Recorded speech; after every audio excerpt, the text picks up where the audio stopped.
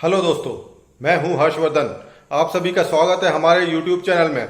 हाल ही में एक बहुत ही मजेदार घटना हुई है। हमारे पूर्वजों ने कहा था, जो दूसरों के लिए गड्ढा खोदता है वो खुद ही उसमें गिरता है।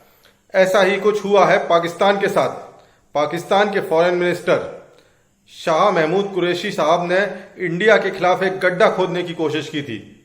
उन्होंने एक साजिश करने की कोशिश की थी कश्मीर के लिए इंडिया के खिलाफ, और उसके एवज में, उसके कॉन्सिक्वेंसेज में पाकिस्तान खुद ही उस गड्ढे में गिर गया है और हालात बहुत ही खराब हो गए हैं। इवन कंडीशन ये है कि यदि हालात नहीं संभाले गए तो पाकिस्तान कोलैप्स हो सकता है, पाकिस्तान की स्टेट कोलैप्स हो सकती है और पाकिस्तान जो है वो डिसइंटीग्रेट हो सकता है। शाह महमूद कुरैशी साहब ने अपने माई बाप, अपने जहापना, अपने अन्नदाता सऊदी अरेबिया को धमकाने की कोशिश की कि यदि वो ओआईसी, जो कि इस्लामिक कंट्रीज का एक संगठन है, उसकी मीटिंग नहीं बुलाते हैं कश्मीर के खिलाफ, तो वो खुद ही कुछ ऐसा बंदोबस्त करेंगे, पाकिस्तान खुद ही ऐसा बंदोबस्त करेगा कि वो एक समिट बुलाएगा कश्मीर के लिए और डिफरेंट कंट्रीज को वो इकट्ठा करेगा। इसके रिजल्ट में जो रिप्लाई आया है सऊदी अरेबिया का, वो बहुत ही खतरनाक है, बहुत ही ज्यादा दर्दनाक है पाकिस्तान के लिए। तो पहले आइए हम देख लेते हैं शाह महमूद कुरैशी, जो कि पाकिस्तान के फॉरेन मिनिस्टर हैं, उनका स्टेटमेंट। उसके बाद हम इसके ऊपर और फर्दर डिस्कस करते हैं। अब मैं आज आपके प्रोग्राम पे अपने कद से बड़ी बात करने की जुर्रत कर रहा हूं। मैं एक मर्तबा फिर ओआईसी की लीडरशिप में मोतबाना गुजारिश करूंगा। काउंसिल ऑफ फॉरेन मिनिस्टर का इजलास हमारी तवक्को है। अगर आप ये नहीं बुला सकते तो फिर मजबूरन मैं अपने वजीर आजम से कहूंगा कि वो मुस्लिम ममालिक जो कश्मीर के इशू पर हमारे साथ खड़े होना चाहते हैं और कश्मीरी मजलूमों का साथ देना चाहते हैं, उनका इजलास बुला दे, चाहे वो ओआईसी के फोरम पर हो या ना हो। आज ओआईसी को फैसला करना है कि क्या इस पाकिस्तान के हसास, जो एक फाउंडिंग मेंबर के हसास मसले पर वो हमारा साथ देना चाहती है कि नहीं। वक्त आ गया है कि ओआईसी अब जो है वो जिसे कहते हैं ना, ये जो बच बचाओ आंख मचोली से बाहर निकले। शाह जी, बहुत बड़ी बात कर दी आपने, एंड यू डू रियलाइज कि आपने कहा कद से बड़ी, लेकिन आपके इस जुमले के बाद वरना लगा है शाह जी। अगर आपने नहीं किया तो फिर हम ये करेंगे, जो कि एक सऊदी अरब के लिए, जो अपने आप को leader of the Islamic world समझता है, काबिल कबूल नहीं। मेरा व्यू है, अगर न किया तो मैं इमरान खान साहब से कहूंगा, सफीर कश्मीर, अब मजीद इंतजार नहीं हो सकता, हमें आगे बढ़ना होगा। विद और विदाउट सऊदी अरेबिया, यू से विद और विदाउट। तो दोस्तों, देखा आप लोगों ने, पाकिस्तान के फॉरेन मिनिस्टर ने सीधी सीधी धमकी दिया सऊदी अरेबिया के क्राउन प्रिंस को कि इधर तो वो एक समिट बुलाएं ओआईसी की, जिसमें डिफरेंट इस्लामिक कंट्रीज जो हैं वो आके एक मीटिंग करें कश्मीर कॉज के ऊपर, कश्मीर इशू के ऊपर, या फिर वो खुद ही इस तरीके की एक मीटिंग बुलाएंगे, जो कि बहुत ही ज्यादा चिंता की बात है सऊदी अरेबिया के लिए, क्योंकि सऊदी अरेबिया पूरी मुस्लिम कंट्रीज का एक लीडर बनने का दावा करता है। तो सबसे पहले हम डिस्कस करते हैं कि सऊदी अरेबिया इतना ज्यादा सेंसिटिव क्यों है इस इश्यू को लेके। सऊदी अरेबिया एक किंगडम है और वहां पे एक राजा का राज चलता है, एक किंग का राज चलता है, एक सुल्तान का राज चलता है। सुल्तान के राज के लिए सबसे ज्यादा जरूरी चीज होती है उसकी अथॉरिटी।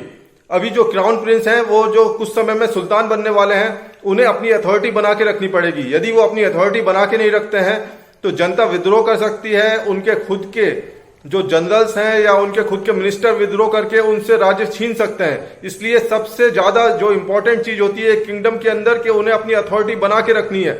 और कोई ऐरा गहरा नत्थु खैरा देश का, यानी कि पाकिस्तान जैसे भिखमंगे देश का, यदि कोई प्राइम मिनिस्टर भी नहीं, कोई प्रेसिडेंट भी नहीं, कोई फॉरेन मिनिस्टर यदि इस तरीके की बात करता है और धमकी देता है किसी राजा को, किसी क्राउन प्रिंस को, तो ये कभी भी कोई भी एक किंगडम का हेड, एक किंगडम का जो राजा है या एक किंगडम का जो सुल्तान है, वो कभी भी बर्दाश्त नहीं कर सकता है।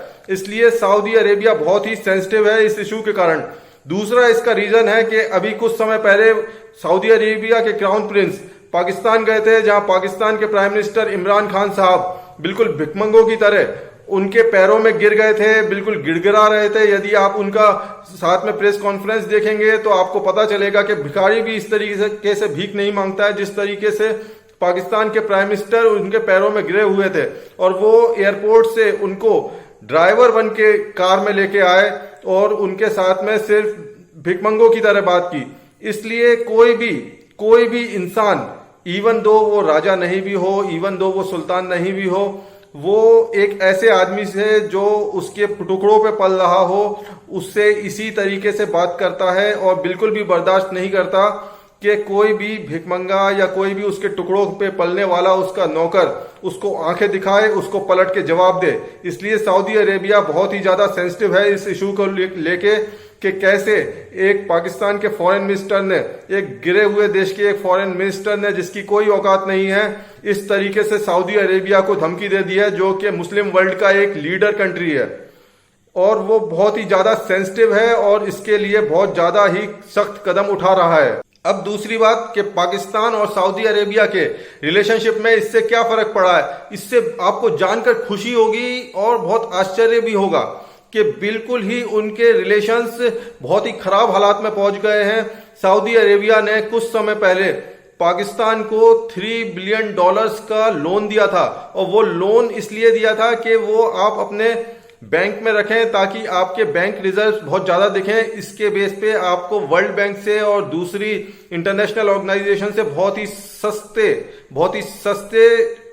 दामों पे या बहुत ही सस्ते रेट्स के ऊपर आपको लोन मिल सके।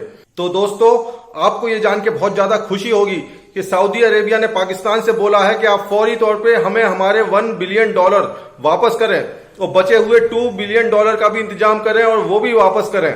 इसके साथ ही सऊदी अरेबिया ने यह भी बोला है कि हम आपको जो लोन पे, जो उधारी में ऑयल दिया करते थे, वो भी हम आज के बाद आपको नहीं दे पाएंगे। अब इसके कॉन्सिक्वेंसेस क्या होंगे? सबसे पहली चीज कि यदि पाकिस्तान को $1 बिलियन वापस करना पड़ा, जो कि पाकिस्तान तैयार हो गया है, पाकिस्तान चाइना से उधार लेके, क्योंकि ये एक भिखमंगा देश है तो भीख ही मांगता है और हमेशा उधारी में ही जीता है। इसलिए अब जो उधार इसने सऊदी अरेबिया से लिया हुआ था वो चाइना से लेगा और चाइना से उधार लेके सऊदी अरेबिया को वापस करने के लिए तैयार हो गया है। लेकिन इसके साथ ही सऊदी अरेबिया ने बचा हुआ $2 बिलियन भी वापस करने के लिए बोला है, जिसका अभी पाकिस्तान को कोई भी अंदाजा नहीं है कि उसे कहां से वापस करना है। अब इसका कॉन्सिक्वेंसेस ये होगा कि पाकिस्तान की जो इकोनॉमी है बिल्कुल ही क्रैश हो जाएगी, बिल्कुल ही खत्म हो जाएगी। यदि पाकिस्तान को सच में $2 बिलियन और वापस करना पड़ा तो पाकिस्तान एक ऑलमोस्ट बैंक करप्ट देश हो जाएगा।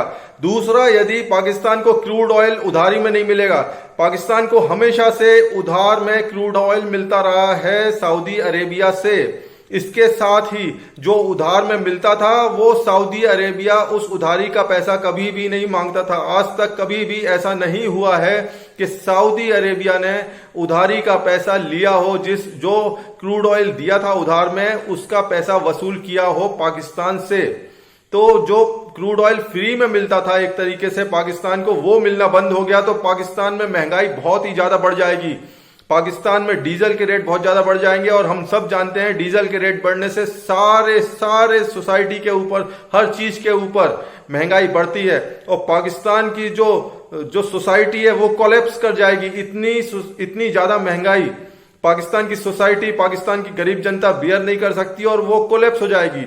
इसके साथ ही एक और बहुत बड़ा कॉन्सिक्वेंस है जो कि हो सकता है यदि यह हालात संभाले नहीं जाते, जो कि कोशिश की जा रही है संभालने की पाकिस्तान के द्वारा। यदि नहीं संभाल पाते हैं तो सऊदी अरेबिया में लाखों लोग और यूएई में लाखों लोग वर्क करते हैं, वहां पे एम्प्लॉयड हैं पाकिस्तान के। यदि सऊदी अरेबिया और यूएई से, क्योंकि यूएई सऊदी अरेबिया को ही फॉलो करता है, जो सऊदी की पॉलिसी होती है वही यूएई की भी पॉलिसी होती है। और यदि सिर्फ सऊदी भी यदि पाकिस्तान के लोगों को वहां से निकाल देता है, यदि पाकिस्तान ने जरा सी भी आंखें दिखाई इस चीज के ऊपर और सऊदी ने पाकिस्तान के लोगों को वहां से निकाल दिया और वापस पाकिस्तान भेज दिया, तो वो लोग जो पाकिस्तान में हर महीने, हर साल करोड़ों डॉलर भेजा करते हैं वहां पे जॉब करके, वो सारा पैसा आना पाकिस्तान में बंद हो जाएगा। इसके साथ ही वो लाखों लोग सारे के सारे पाकिस्तान आ जाएंगे, जिसमें मजदूर भी हैं, जिसमें प्लम्बर्स भी हैं, जिसमें ड्राइवर्स भी हैं और जिसमें सीनियर एग्जीक्यूटिव्स भी हैं कंपनीज के।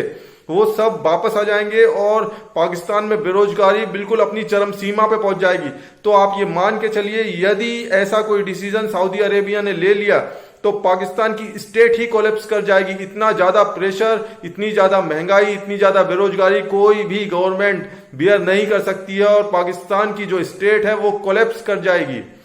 तो ये बिल्कुल संभालने की कोशिश की जा रही है। इसमें जो शाह महमूद कुरैशी हैं जिन्होंने बयान दिया है, उनकी तो सीट जाना बिल्कुल पक्की ही लग रही है। इसके साथ ही बहुत ही ज्यादा स्ट्रिक्ट एक्शन लिए जा रहे हैं। तो पाकिस्तान के माई बाप जो है, पाकिस्तान के जो अन्नदाता हैं, उन्हें मनाने के लिए, उन्हें उनके पैरों में गिरने के लिए कोशिश तो की होगी इमरान खान ने, लेकिन उससे काम नहीं हुआ। तो अब पाकिस्तान के असली आका, पाकिस्तान के असली हुक्मरान जो पाकिस्तान को सच में रूल करते हैं, पाकिस्तान के आर्मी चीफ जो पाकिस्तान के इस समय आर्मी चीफ हैं, कमर जावेद बाजवा, वो सऊदी अरेबिया जा रहे हैं। सऊदी अरब के क्राउन प्रिंस को मनाने के लिए, सऊदी अरब की गवर्नमेंट को मनाने के लिए, सऊदी अरब के जो हेड ऑफ द स्टेट हैं, जो सुल्तान हैं, किंग हैं और क्राउन प्रिंस हैं, उन्हें मनाने के लिए। तो आप ये सोच के देखिए, जब एक आर्मी चीफ को, जो कि पाकिस्तान के अंदर पीछे से, मतलब बैक सीट से हमेशा ड्राइव करने की कोशिश करता है देश को, यदि उससे सामने आके जाके मिन्नतें करनी पड़ रही हैं और किसी के पैरों में गिर के माफी मांगने के हालत आ गए हैं, मतलब लिटरली तो पैरों पे कोई नहीं गिरेगा, लेकिन माफी मांगेगा और बताएगा कि अरे वो तो यूं ही आदमी है, बेवकूफ आदमी है, हम उसे हटा देंगे, अब किसी पोजीशन पे नहीं रखेंगे। इस तरीके की को जो भी बातें की जाती हैं, जो भी बटरिंग की जाती है, हम सब समझते हैं। तो ये सब करने की हालत यदि किसी आर्मी चीफ की आ गई है, तो आप सोचिए कहां पे, वो भी पाकिस्तान के आर्मी चीफ के यदि ये करने के हालात आ गए तो आप सोचिए कहां पे ये इशू पहुंच चुका है, क्या हालात हो चुके हैं। और इस समय पूरा का पूरा पाकिस्तान न्यूज इसी इशू के ऊपर भरा पड़ा है। पूरे के पूरे यूट्यूब इसी के ऊपर भरे पड़े हैं, जो कि पाकिस्तान के एनालिस्ट के हैं और बहुत ही खराब कंडीशन है पाकिस्तान की। आप ये मान के चलिए, यदि ये इशू हैंडल नहीं किया जाता तो पाकिस्तान का कोलैप्स होना पक्का है। हालांकि दूसरी कंट्रीज भी समझती हैं कि पाकिस्तान एक न्यूक्लियर स्टेट है, इसलिए उसे कोलैप्स नहीं होने देना, इसलिए कुछ मानना तो हो जाएगा आखिरी में, या ना भी हो, लेकिन कुछ हैंडल कर ली जाएंगी चीजें। लेकिन आप ये मान के चलिए कि पाकिस्तान का जो डिसइंटीग्रेशन की तरफ एक कदम और बढ़ चुका है। पाकिस्तान का जो ताबूत है उसमें एक कील और ठुक चुकी है। पाकिस्तान के रिलेशन बहुत ही खराब हो गए हैं सऊदी अरब के साथ में। और अब इंडिया के पास एक बहुत अच्छा मौका रहेगा कि पाकिस्तान के ऊपर फर्दर प्रेशर बना के एक बहुत ही ज्यादा उसे कोलैप्स होने की कंडीशन में पहुंचा दे। तो दोस्तों, मैं आपके लिए अपडेट लाता रहूंगा। आप मेरे चैनल को सब्सक्राइब कीजिए, बेल आइकन का बटन दबाइए और प्लीज इसे लाइक जरूर कीजिए। हम सबको मिलके पाकिस्तान का मुंह काला कर देना है इस दुनिया के अंदर। और मुझे बिल्कुल विश्वास है कि आप सब लोग इस कार्य में मेरे को सहयोग जरूर करेंगे। धन्यवाद। जय हिंद।